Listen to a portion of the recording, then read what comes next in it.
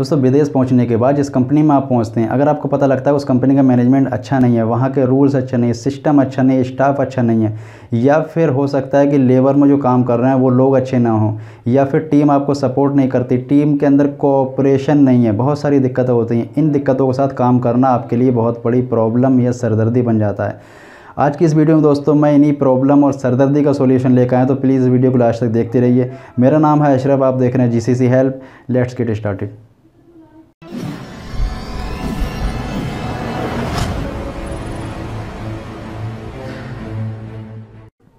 दोस्तों जैसा कि मैंने आपको कई सारी प्रॉब्लम्स बताई कि अगर आप स्टाफ के वीज़े में जा रहे हैं, कोई ऑफिस लाइन का वीज़ा है और ऑफिस लाइन के वीज़े में कुछ पॉलिटिक्स आपके साथ हो रही है, आपके जो भी टैलेंट है उसको कुचला जा रहा है, उसको आगे नहीं आने दिया जा रहा है, या आपके साथ कोई और प्रॉब्लम हो रही है, उस केस में दोस्तों आपका वहाँ काम करना बहुत मुश्किल हो जाता है। या फिर आप अपनी सैलरी की तरफ से सेटिस्फाई नहीं हैं। हो सकता है आपका वीज़ा किसी लेबर का हो, कोई स्किल्ड लेबर हो सकती है, या फिर कोई हेल्पर हो सकता है, कोई भी वीज़ा आपका होगा। ये वीडियो सभी वीज़ा वालों के लिए हेल्पफुल हो सकती है।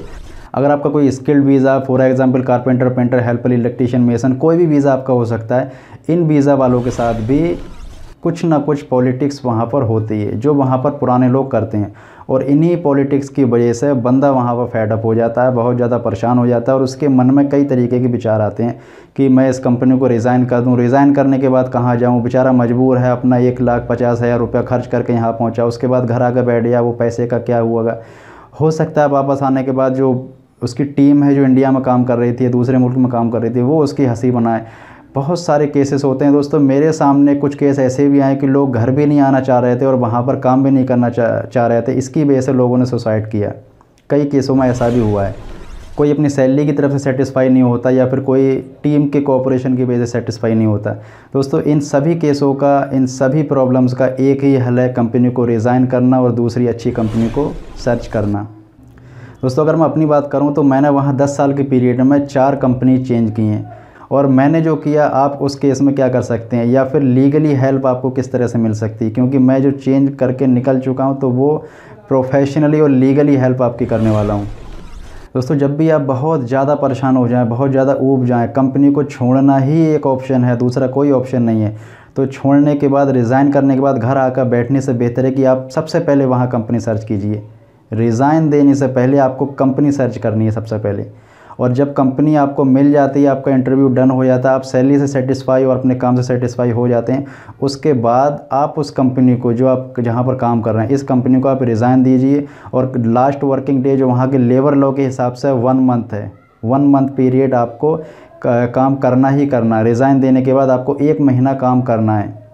अगर आप 1 महीना काम नहीं करते हैं तो आपके साथ क्या होता है, अगर आप 1 महीना काम नहीं करते हैं, आपने जस्ट रिज़ाइन दिया, आज ही मुझे कंपनी छोड़ना है, तो उस केस में दोस्तों आपको 6 मंथ का बैन हो सकता है, या फिर आपकी 1 महीने की सैलरी काटी जा सकती है, या फिर दोनों ही हो सकते हैं कि आपकी 1 महीने की सैलरी भी कटेगी प्लस 6 मंथ का बैन भी आपको मिलेगा।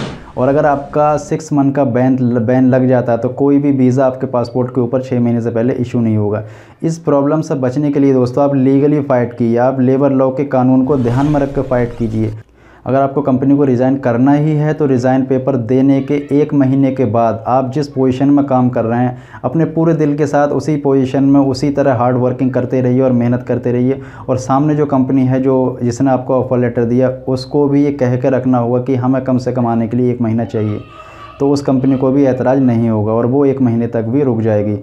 दूसरे केस में दोस्तों ये होता है कि हम रिज़ाइन कब कर सकते हैं, कि हमारा पहला वीज़ा है, हमें 1 साल कंप्लीट नहीं हुआ, या हमें पहला मंथ ही कंप्लीट नहीं हुआ और हमने रिज़ाइन दे दिया। उस केस में दोस्तों क्या होता है, पहली बात दोस्तों, आपको रिज़ाइन एकदम नहीं करना है। आपको कम से कम एक कंपनी में पहले वीज़े पर 1 ईयर कंप्लीट करना है। उस 1 ईयर को जब आप कंप्लीट कर लेते हैं तो आपको एक रेपुटेशन बनती है कि आपने 1 साल एक कंपनी में कंप्लीट किया, और कोई भी पोजीशन पर आपने काम किया वो सारे ही आप अपनी जॉब डिस्क्रिप्शन में लिख सकते हैं, आप अपनी सीवी में लिख सकते हैं, आप अपना जो रेज्यूम तैयार कर रहे हैं उस रेज्यूम में आप अपना एक्सपीरियंस शेयर कर सकते हैं कि मैंने फ़ला कंपनी में फ़ला पोस्ट पर 1 साल कंप्लीट किया, और 1 साल की वैल्यू वहाँ पर होती है। आप 1 महीना, 2 महीने, 3 महीने, 6 महीने का अगर एक्सपीरियंस शेयर करेंगे उसको कंपनी का, तो वो एक्सपीरियंस कंपनी के सामने कुछ भी मायने नहीं रखता है। और दूसरी बात, कंपनी ये सोचती है कि ये बंदा इस कंपनी में 6 महीने रुका, हो सकता है इस कंपनी में भी ये 4 महीने 6 महीने ही रुकेगा, उसके बाद फिर ही चला जाएगा। तो इसलिए कंपनी आपके ऊपर इन्वेस्ट करने से बचेगी। तो ये तो था दोस्तों पहला नुकसान, अगर आप 1 साल से पहले रिज़ाइन देते हैं। दूसरा नुकसान दोस्तों ये होता है कि अगर आप 1 साल से पहले रिज़ाइन देते हैं तो वहाँ पर आपकी कंपनी वीज़े की जो कॉस्ट है ना, जो वीज़े की कॉस्ट है वो 100% आपसे ले सकती है। कम से कम 50% तो आपसे लेगी ही लेगी, कि जो भी वीज़े में कॉस्ट आई है आपके ऊपर, कंपनी ने जो इन्वेस्ट किया उसकी 50% कॉस्ट आपको देनी पड़ेगी।